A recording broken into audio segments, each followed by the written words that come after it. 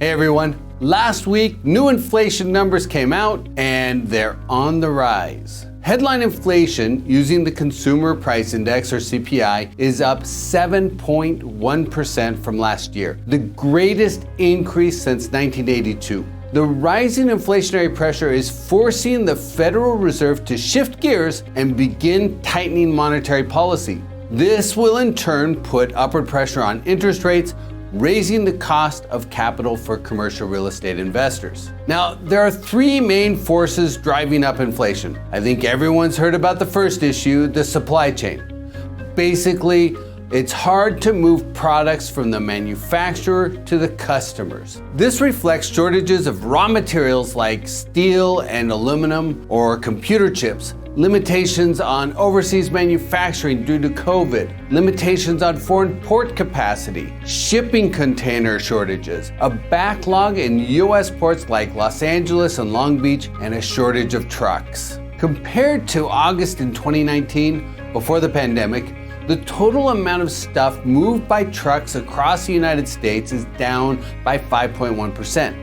At the same time, retail sales are up by nearly 16%. Basically, people want to buy more stuff than our supply chains can handle right now, so there are shortages and that means prices go up.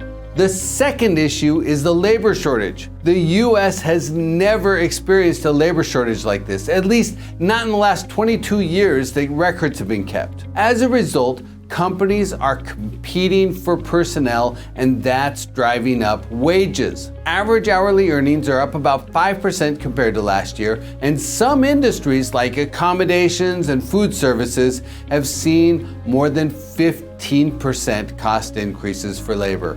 Rising wages create broad-based long-term inflation.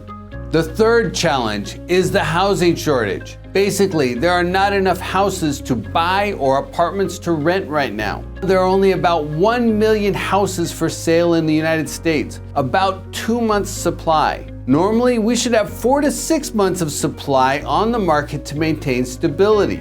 In addition, there are only about 480,000 apartments available for rent, a vacancy rate of 2.6%, the lowest on record.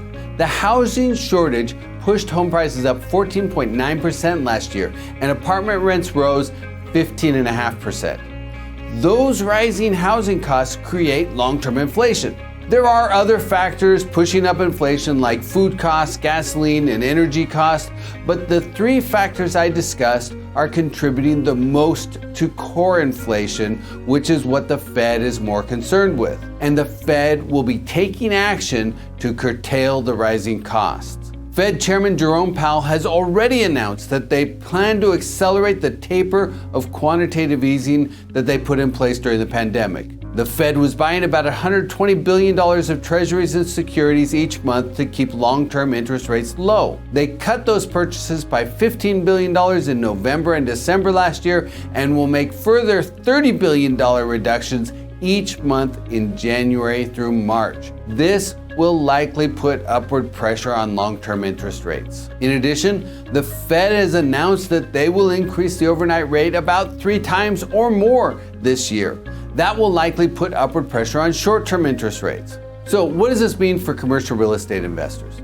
First, interest rates are likely to continue to rise.